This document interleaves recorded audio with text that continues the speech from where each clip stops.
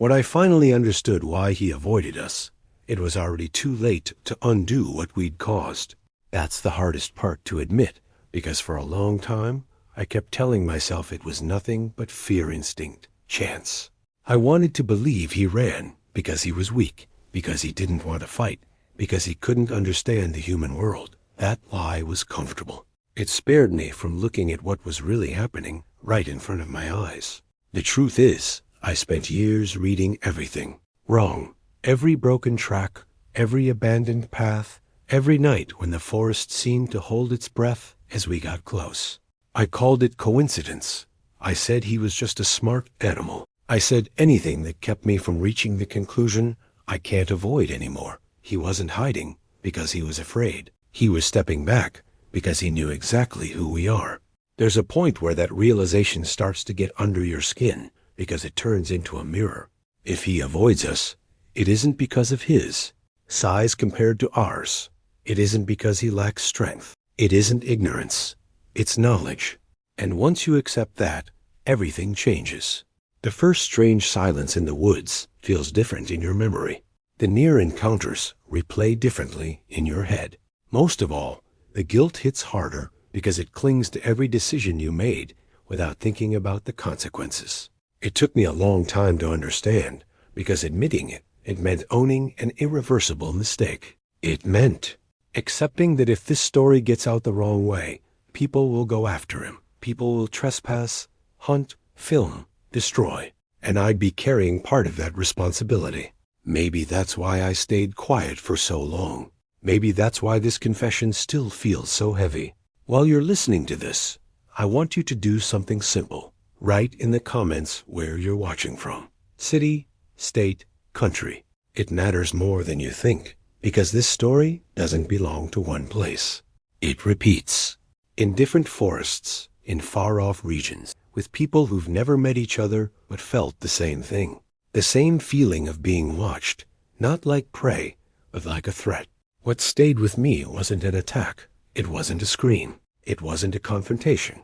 It was the absence. It was realizing that whenever human presence got too loud, too invasive, too confident, he would simply stop being there, like he erased his own existence. And that isn't the behavior of something that's scared. That's the behavior of something that decides. Over time, I started noticing patterns nobody wanted to talk about. Places where he was seen often would go empty after curious people showed up. Trails that used to have clear signs of passage would stay untouched for months after someone brought a camera, a weapon, or just too many people. And even then, we kept saying it was fear. We kept telling the same convenient story. The problem with telling this story now is it doesn't end in a comfortable way. There's no pretty ending, no clear reward. What exists is a late understanding and a weight that doesn't go away. Because once you realize it isn't the monster fleeing civilization, but civilization pushing away everything that's still untouched, you don't walk away from that conclusion unchanged. Maybe you felt something like it without even realizing. That sense that certain places feel more alive when we're not there. That something pulls back when we arrive. That human presence alone carries an unspoken threat. That's what this story is really about, even when it seems like it's about something else. I'm not telling you this to prove anything or to convince you. I'm telling you because understanding too late has a cost. And that cost keeps getting paid long after the last encounter, long after the last sign.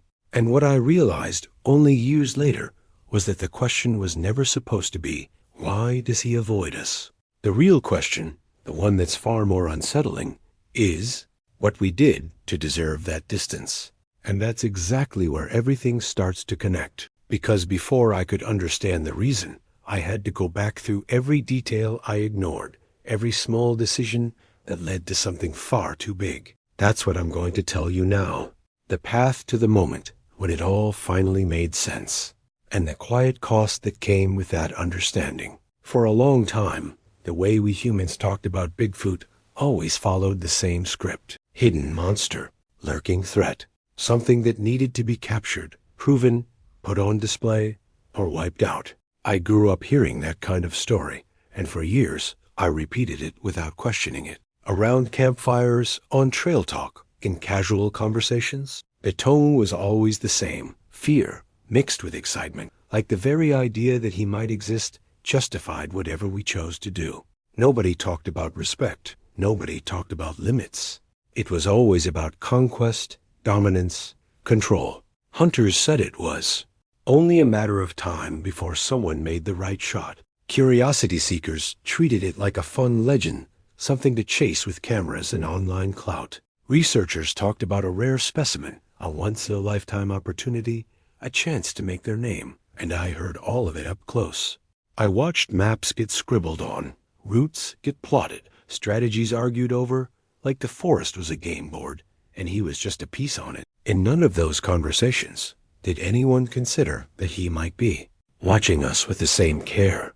In none of them did anyone truly consider that maybe the danger wasn't him. The most disturbing part is realizing how that mindset shapes behavior. When someone steps into the woods believing they're dealing with a monster, any reaction becomes justification.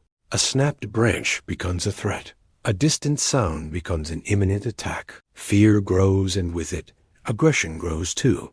Weapons come up, decisions get made too fast, lines get crossed without a second thought. And then when nothing happens, the story gets stronger. See how he runs? As if his distance proves weakness, instead of proving intelligence. I've used those words myself. I've called encounters luck. I've said I survived because he chose not to attack. It took me a long time to realize how that way of telling it puts us at the center every time, like we're the measure of everything. We never stop to consider that maybe he wasn't backing off out of fear, but because he understood exactly what happens when humans feel challenged. Because when humans get scared, they don't always run. They lunge. If you've ever heard stories from people who swear they've seen Bigfoot, notice how almost all of them carry the same weight. The storyteller talks about tension, expectation, something that could have gone wrong. Few talk about calm. Few talk about mutual observation. Few admit that, deep down, the discomfort came more from what they were feeling than from what actually happened. Maybe that's why so many stories end with shots fired into nothing, traps set in silence, entire nights spent on armed watch against something that, most of the time, wasn't even there. Write in the comments if you've noticed that pattern in stories you've heard or read. If it ever felt like the fear came more from the human imagination than from any real threat. Sometimes a simple word like fear or respect says everything about how someone interprets these stories. Problem is that this wrong way of seeing it doesn't stay in words. It shapes real actions, decisions that leave scars. Careless trails cut through, areas trespassed into, nests destroyed, signs ignored. All because we start from the assumption that if something avoids us, it must be inferior. Never because it chose distance. Never because it understood our presence means risk. It's easier to cast ourselves as potential victims than to accept the role of intruders. As time went on, I started noticing how that mentality repeated itself in different places, with different people. The region didn't matter. Culture didn't matter. The experience of the storyteller didn't matter. The structure was always the same. He shows up as a threat. The human shows up as the survivor. And that creates a dangerous cycle because it reinforces the idea that the forest has to be dominated, solved, controlled, that everything beyond our reach has to be dragged into the light, even if that destroys what was there before. Maybe the most revealing part is the silence that comes afterward. After the failed expeditions, after the intense searches, after all the extra movement, the place goes empty, not just of Bigfoot, but of everything. Animals vanish, sounds thin out, the feeling of life pulls back. And even then, few people connect the dots. They'd rather say he left because he was afraid. That's too simple an explanation for something far too complex. If this story is making sense to you, leave a comment with the word silence, not as an answer to me, but as a marker for what's left behind when humans move through a place without care, because that silence isn't empty. It's loaded with meaning. What truly started to bother me was realizing that in all these stories, we never ask what we're projecting. Our fear of losing control, our fear of the unknown, our fear of facing the idea that maybe we aren't the moral high ground in this story. We turn Bigfoot into the villain because it lets us off the hook. If he's the monster, then anything we do to him becomes acceptable. And that's where something essential starts getting ignored. Something you won't find on maps, or in excited retellings, or in shaky, blurry clips. A quiet logic, repeated over years, pointing to an uncomfortable truth. The more we try to force proof of his existence, the less willing he is to stay near. The more noise we make, the more the forest shuts down, not as instinct, but as a conscious response to people who don't know how to enter without destroying. I didn't have all the answers at that point. Just a growing unease, a persistent sense that we were looking at the problem from the wrong angle. Like we were so focused on finding something outside ourselves that we completely ignored what we were bringing into the woods. And that detail, seemingly small, starts to weigh on you when you revisit every story, every attempt, every failure through that new lens.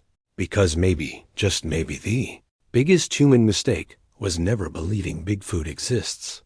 The mistake was believing that if he exists, he has to deal with us on our terms. And once that idea takes shape, it changes the way you understand everything that comes after. After accepting that the human perspective was distorted, details started surfacing that I'd simply ignored before. Things too small to make headlines, too subtle to excite thrill seekers, but persistent enough that they couldn't be dismissed. It wasn't one huge event that changed everything. It was repetition, patterns, situations that, on their own, seemed insignificant, but together formed something impossible to ignore.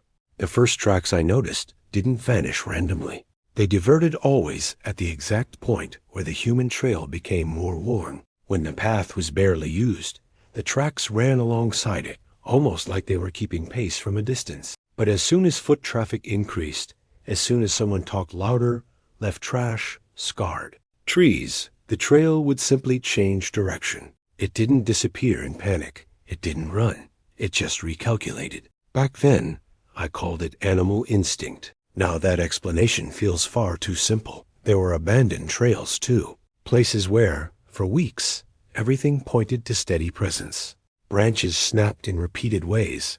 Marks in the soil, clear signs of passage. Then someone would show up with more people, more gear, that human urgency to capture something on camera.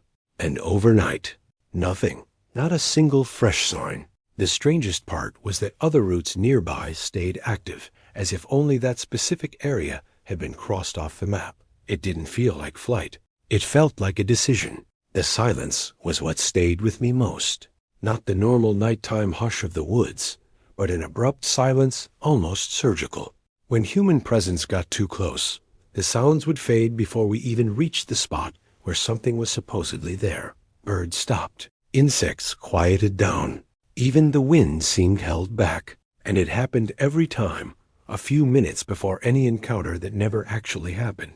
Like something had been anticipated. Like our approach had been sensed before it could be seen. Comment pattern, if you've heard or lived something like this, even outside this context. Sometimes recognizing a pattern changes the way you understand an entire story. What was most unsettling was the absence of mistakes.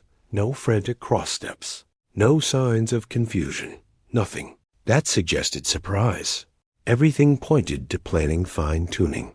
And the more I paid attention, the more I realized those adjustments always happened before any more invasive human action. Like the intention alone was enough to trigger that calculated retreat. There was a stretch when I decided to watch without interfering. No announcing myself, no pushing forward, no forcing closeness. Just being there, respecting the space. In that window, the signs returned shy, cautious. Never too close. Always at the edge of what could be seen. It felt like something was testing, evaluating whether that posture would hold. And the moment someone broke that balance, even without realizing it, everything pulled back again. That didn't match the fear narrative. Fear is immediate reaction. Fear creates mistakes. Fear creates chaotic escape. What I was seeing was the opposite. It was control. It was reading the environment. It was a clear understanding of cause and effect. More human noise, less presence. More respect, more signs. That logic repeated too many times to ignore. Write the word calculation in the comments if this idea is landing for you, because that was the word that started pounding in my head. Nothing felt random. Nothing felt impulsive. And accepting that is uncomfortable because it puts Bigfoot in a place many people don't want to admit, the role of a watchful observer. I started remembering older accounts I used to dismiss. People saying they felt evaluated, like every step was being tracked from a distance, like something changed its behavior depending on their attitude. Back then, I blamed it on nerves, on suggestion. Now those stories carry a different weight. Maybe it wasn't paranoia. Maybe it was perception. What's interesting is that these signs never came with a confrontation. There was never an attempt at direct intimidation, never a pointless show of strength. Just distance held with precision, like the message was clear to anyone willing to understand. You can be here, but only as far as I allow. And that allowance seemed to change with human behavior, not with chance. In one of the most striking moments, a group decided to explore an area where those signs had been showing up often. Even without weapons, their attitude was conquest. Loud laughter, comments, that eager expectation to find something. Before they even reached the deeper point, everything stopped. Not just Bigfoot-related signs, but the very sense of living, presence. The place felt hollowed out, and it took months before any hint returned. That's when I understood that avoiding doesn't mean ignoring. The opposite. Avoiding takes constant attention. It takes reading human patterns, predicting behavior, analyzing risk. It's ongoing effort. It isn't absence. It's vigilance. And once you look at it that way, the story changes completely. If you're still with me, comment observation, because that word defines what was happening better than any idea of flight. Observation implies intention. It implies choice. It implies awareness of the other. From that point on, the question stopped being comfortable. It wasn't about whether he existed anymore. It wasn't about physical proof. It became something far more unsettling. If all those signs pointed to adjustment, calculation, anticipation, then we weren't the ones trying to find him. He was the one deciding when, how, and whether to let himself be noticed. That realization didn't come all at once. It formed slowly, stitching together details I'd ignored for years. And the more I accepted the possibility, the harder it became to keep the old narrative alive. Because admitting he studies us means admitting we're predictable, that our reactions follow clear patterns, that our fear produces exactly the behavior he learns to avoid. That's when the idea started to truly bother me. Because if he reroutes, silences entire areas, and anticipates our presence with that much precision, then the distance isn't random, it's strategic. And it raises a question I tried to avoid for a long time, but one that started pressing in, heavy and unavoidable. That's when the pattern began to reveal itself in a way nobody seemed willing to accept. Not because it was invisible, but because it was too uncomfortable. When I went back through old accounts, forgotten conversations, scattered notes, and stories that once seemed contradictory, everything started to line up. Whenever humans showed up armed, whenever they came with cameras, drones, too much gear, or big groups, Bigfoot simply vanished. Not for days, not for weeks, for months. In some places, for years. Areas that used to show steady signs went quiet, as if they'd never been lived in at all. And the strangest part is that it wasn't random. It wasn't like he ran from any human presence. The withdrawal always came after the same kind of behavior. Excess, noise, the intent to capture, the intent to prove, the intent to dominate. Moment that settled into the environment, everything shut down. Trails stopped being used. Marks disappeared. The forest seemed to wipe itself clean with an almost unnerving precision. At the same time, there were accounts that went the opposite direction. Stories almost nobody liked to tell out loud because they didn't fit the monster narrative. Situations marked by silence, respect, minimal presence. Places where children were nearby, not as bait, but as a natural part of life. In those moments, the signs didn't vanish completely.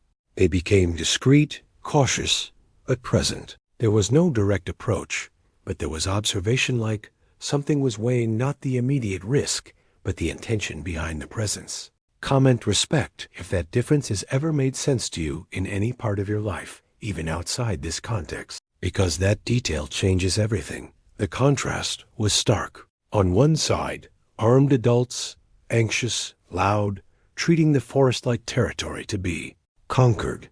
On the other, small groups, quiet steps, short stays, no attempt to control. In one scenario, total disappearance. In the other, distant presence. That isn't coincidence when it repeats too many times, in too many places, with people who never knew each other. I started realizing the human mistake wasn't only in how we looked at him, but in how we placed ourselves inside the woods. The forest wasn't treated like someone's home, but like a backdrop. And Bigfoot, when he came up, was treated like the out-of-place intruder when in reality, we were the ones out of place. That reversal was rarely considered. What bothered me most was realizing there seemed to be an invisible line he respected, even when we didn't. Certain boundaries were never crossed. Certain areas seemed protected by something that didn't need to show itself to be understood. And when someone tried to push that line, the response wasn't an attack. It was absence, and absence heavier than any confrontation. Right boundary in the comments if that word resonates with you. Because boundaries are something humans tend to learn too late. The more I connected these stories, the clearer it became that some kind of code was operating.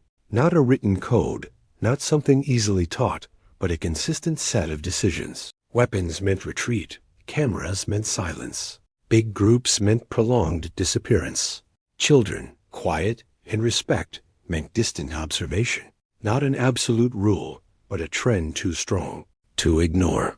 That led me to a thought I avoided for a long time. The possibility that Bigfoot wasn't just reacting to stimuli, but judging behavior, weighing intentions, deciding when human presence crossed a point of no return. And that idea is unsettling, because it assigns him something we like to reserve for ourselves, moral discernment. Most people prefer to believe morality belongs only to humans, that only we can tell right from wrong, threat from coexistence. But when you look at this pattern honestly, you start to see that maybe that distinction is being made on the other side too. Not with words, not with speeches, but through actions repeated over time. The hardest part to accept was that this invisible code didn't seem flexible. Once it was broken, return was uncertain. Places hit by heavy trespass took years to show any sign again. And even when they did, the signs were minimal, almost like a test. Like trust, once lost, had to be rebuilt slowly, if it could be rebuilt at all. Comment trust if this part hit you, because trust is fragile in any relationship, especially when one side refuses to recognize the other as equal. I started to understand that the disappearance wasn't punishment, but self-preservation. It wasn't about teaching humans a lesson, but about protecting something bigger: territory, family, balance. The forest itself seemed to react alongside him, like the decision wasn't isolated, but woven into a living system. That pattern nobody wanted to see was there the whole time, hiding in plain sight, ignored because it didn't make headlines, didn't make hard proof, didn't feed the fear narrative. But for anyone willing to observe without the rush to prove, it became impossible to dismiss. That's when the story stopped being only about strange encounters and became about choices. Human choices that pushed Bigfoot farther and farther away. Choices with silent, cumulative consequences that were hard to undo. And the more I accepted that invisible moral code, the more I realized there had been one specific moment when everything could have been different. A moment when the wrong choice was made, not out of obvious malice, but out of ignorance and too much confidence. That moment wasn't clear to me back then, but it was already there. And when it finally revealed itself, it came with a weight that time never lifted. That's what the next part starts moving toward, because understanding the pattern was only the beginning. What came after demanded facing the real cost of ignoring it. The day it happened didn't start any differently than the others. And maybe that's what bothers me most when I revisit it. There was no clear warning, no obvious sign that things were about to tip out of control. The environment felt steady, almost familiar. I'd learned to recognize that kind of silence that doesn't threaten the stretch. where the woods stay alive without announcing themselves. That's why it took me a few seconds to understand what was truly in front of me when I realized I wasn't alone. The distance between us wasn't great. Close enough that any sudden move would have immediate consequences. Close enough that I knew, without needing any proof, that if he wanted to hurt me, I wouldn't have time to react. That awareness didn't come as panic, but as clarity. A cold clarity that's hard to explain, the kind that makes your body understand its fragility before your mind can rationalize it. He was there, fully visible, not hiding behind trees or shadows. There was no attempt at camouflage, no show of strength, just presence. A heavy, silent presence that couldn't be mistaken for anything else. And the strangest part was that even in a position of absolute advantage, there was no aggression, no explosive tension. There was restraint. I felt the weight of that moment before I felt fear. A weight that came from realizing everything I believed up to then was about to be tested. If he was the monster we always described, that was the moment. If human fear was right, I wouldn't be here telling you this. And still, nothing happened. No charge, no threatening gesture. Just the slightest shift in posture, almost imperceptible, like he was preparing not to attack, but to assess. Right presence in the comments, if that word makes sense to you, because that's exactly what I felt there. Not pursuit, not a hunt, conscious presence. Time stretched in a strange way. I can't say how long it lasted, because seconds stop mattering when all that exists is that shared space. I knew any action I made would be read. I knew every movement carried a message. And in that instant, something became clear in a way it never had before. He was in control of the situation, but not in the way stories usually tell it. There was no roar, no dominance display. There was choice. The choice not to advance. The choice to keep distance, even though he could erase it in a single step. And that changes the entire meaning of the encounter, because strength used to destroy is simple. The hard part is holding that strength back when nothing is stopping you. I realized I was being watched not as a target, but as a variable, something to be understood before any final decision. And that creates a deep discomfort, because it flips the roles we like to claim. I wasn't the one studying an unknown creature. It was the opposite. Every detail of me, every contained reaction, every hesitation was part of that silent reading. Comment choice if this part hit you, because that one word is where everything starts to turn. What stayed with me most wasn't his size, or the obvious strength, or the closeness. It was the absence of violence when violence would have been the easiest option. That shatters the idea that he avoids humans out of incapacity. There was no incapacity there. There was conscious decision, and that decision felt tied to something larger than that one isolated moment. Right there, I began to understand that avoiding wasn't the same as running. It was preserving territory, preserving something that didn't need bloodshed to keep existing. And that understanding came with a weight that's hard to explain, because it carries the responsibility of realizing that if there was no confrontation, it was because he chose not to make one, not because he couldn't. The tension didn't spike. It eased slowly, not because I relaxed, but because the situation was being closed from the other side. Calculated retreat. A step back that showed no hurry, no fear, just an ending. Like the assessment had been completed, and the result didn't require immediate action. Right control, if you understand the difference between control and aggression. Because in that moment, that difference became impossible to ignore. When the distance grew, there was no instant relief. There was a strange feeling of having crossed something final without knowing exactly what it was. It wasn't victory. It wasn't luck. It was realization. The realization that the story we'd always been told was incomplete, that the danger was never concentrated only in him. Afterward, I stood there for a long time, trying to rearrange thoughts that no longer fit. Everything I'd seen up to that point took on new meaning. The diverted routes, the silence that arrived first, the strategic withdrawal. None of it was weakness. All of it was choice.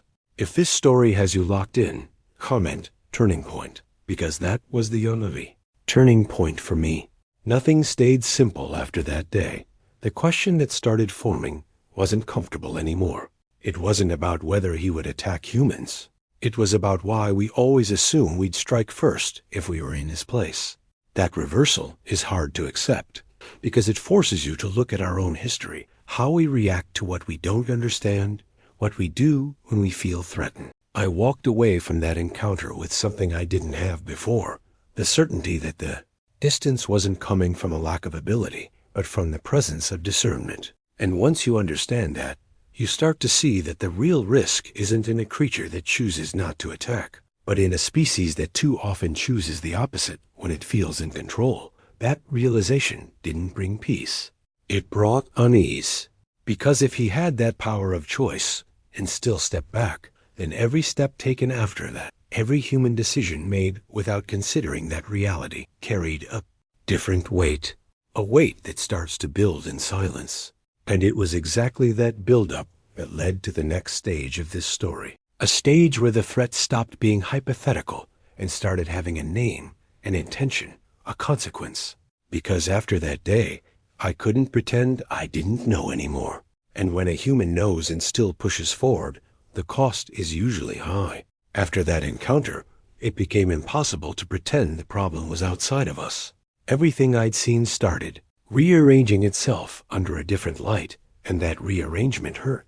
It hurt because it pointed to a truth we avoid facing. Where humans arrive without awareness, something gets lost. Not immediately, not always visibly, but consistently. The forest changes, the balance shifts, and we almost never stay long enough to see the full result. I began revisiting places I'd known before all that movement. Areas that years earlier were dense, full of life, steady sound, natural trails carved by animals. In many of those spots, the scene was different. Trees cut down for no reason, clearings forced open fast, vehicle tracks where there used to be nothing but soft soil and leaves. It wasn't only physical damage. It was a sense of depletion, like the place had been used until it couldn't bounce back quickly. And in none of those places were there signs of him. Not recent, not old. It was like he'd been pushed out along with everything else. Similar stories started piling up. People who arrived with too much curiosity and not enough respect. Groups that trespassed into remote areas, treating everything like entertainment. Researchers who spoke the language of science, but ignored basic boundaries, like the right to observe justified any interference.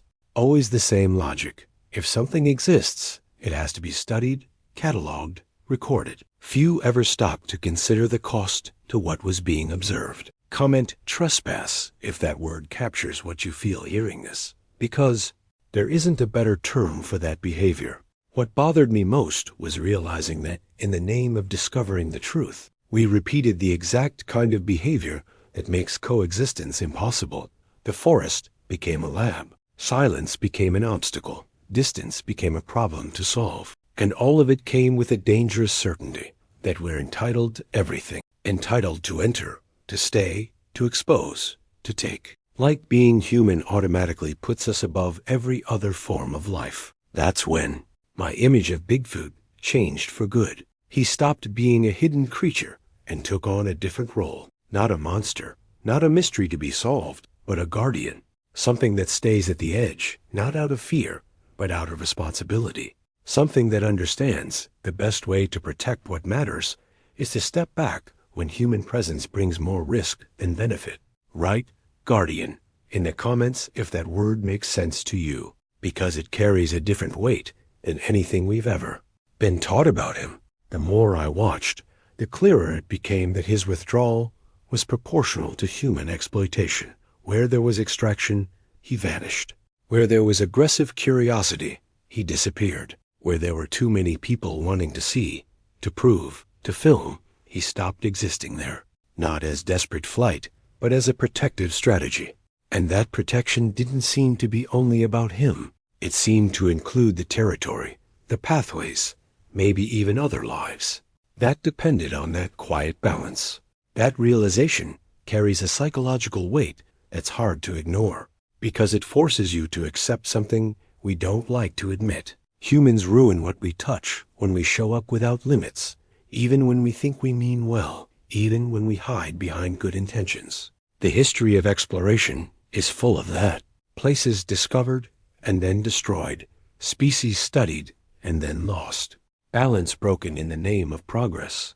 Con and consequence, if you feel. That word fits what comes after curiosity without restraint. What's most unsettling is that most of the time, that destruction doesn't come with immediate guilt. It comes disguised as advancement. We only notice the damage when there's no easy way back, when the silence settles in for good. When what once reacted, watched, adjusted simply stops responding. And that's exactly what I started seeing in places where human presence crossed the line. In that context, Bigfoot stops being the problem and becomes the signal. A sign that something is still trying to resist our tendency to dominate everything. A sign that not everything is willing to submit to our need for control. And maybe that's why so many people bristle at the idea, because accepting him as a guardian means accepting ourselves as the threat. I realized that many of the harshest human and forest stories don't start with obvious cruelty. They start with subtle disrespect, with the belief that it won't matter, with the idea that just a little more won't change anything. But it does. It always does. And his withdrawal felt like a direct answer to that accumulation of small excesses. Write balance in the comments if that word resonates with you, because everything revolves around that. That uncomfortable truth didn't bring instant clarity. It brought internal conflict, because recognizing it meant admitting that even without intending to, I was part of that dynamic. That the simple desire to understand more could turn into trespass if it wasn't held back. And that's hard to accept, especially when you spend your whole life being taught that seeking answers is always good. What became clear is that there's no neutrality when you step into a living place. You either help maintain the balance, or you speed up its loss. And Bigfoot seemed to understand that long before we did. His distance wasn't indifference. It was a way of saying that some lines, once crossed, don't allow coexistence. That understanding changed the way I looked at every human decision made after that encounter. Every extra step, every attempt to get closer, every plan to come back with more people, all of it started carrying a risk I hadn't accounted for. A risk that didn't fall only on him, but on everything that depended on that protected silence. And it was exactly when that awareness began taking shape that something new entered the scene. Something that didn't come from the forest itself, but from people.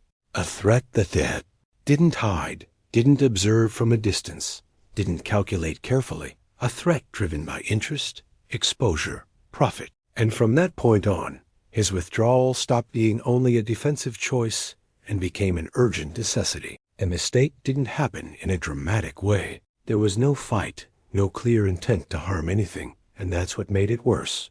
I talked too much. I shared details that should have stayed with me. I brought someone who never needed to be there. I left traces where there used to be care. In that moment, nothing felt serious.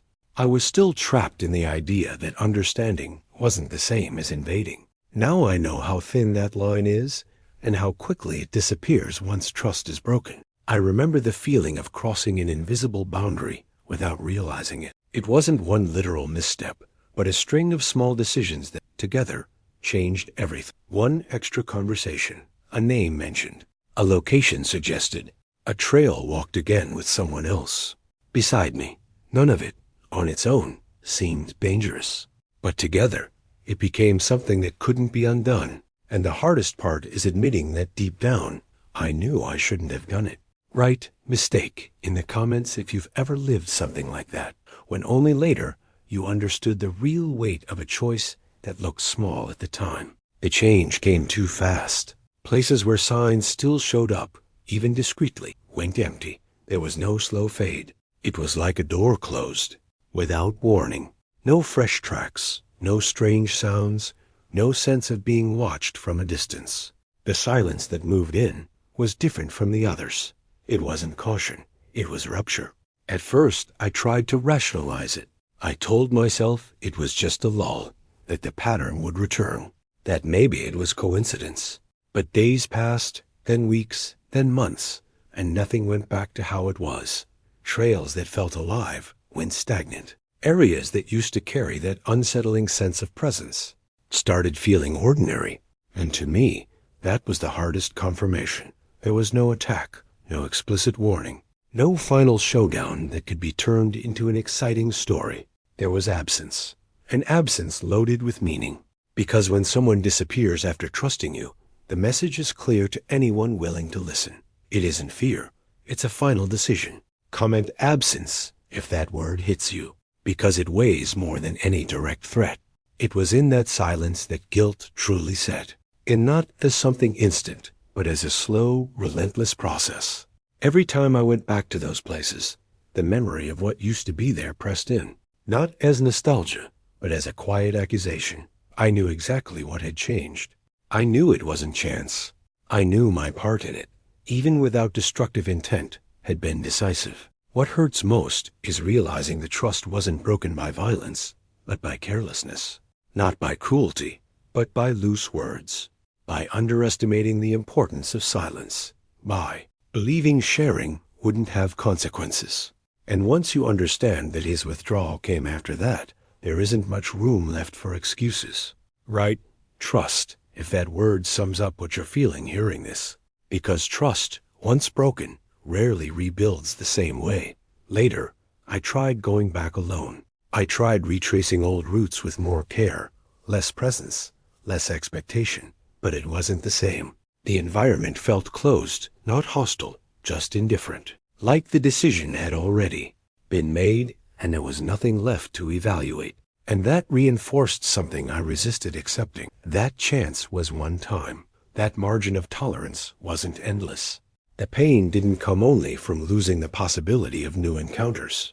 It came from the awareness that I'd been allowed into something rare and failed to protect it. That I'd been watched, assessed, accepted within certain limits, and then crossed those limits by my own choice.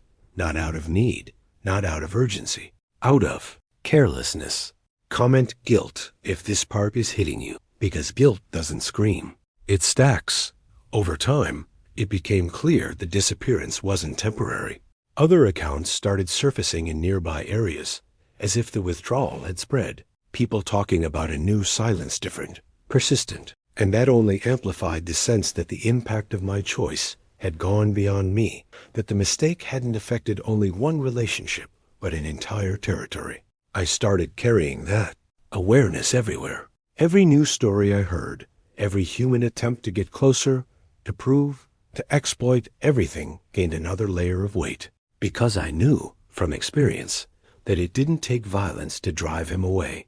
All it took was breaking that invisible code. All it took was turning respect into excessive curiosity. And maybe the hardest thing to admit is this. He trusted me. He trusted me by staying near, even at a distance. He trusted me by not answering with aggression when he could have. He trusted me by watching in silence instead of vanishing immediately. And I broke that by acting like his trust was guaranteed permanent, immune to my choices. Right, I broke it, if that phrase captures what this story makes you feel. Because some things, once broken, don't go back together. After that, everything that came was consequence. Not immediate, not explosive, but constant. A hollow space that stays.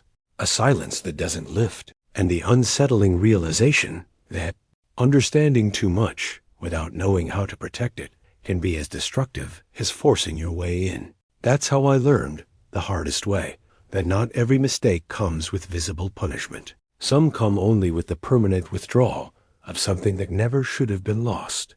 And when that happens, no apology fixes it. There's no easy return. All you can do is live with the absence and the weight of knowing exactly where it came from. That was the moment this story stopped being only about Bigfoot and became about human consequences. Because when the mistake is made by the one who should have protected, the impact doesn't end there. It keeps echoing quietly, long after the last sign disappears.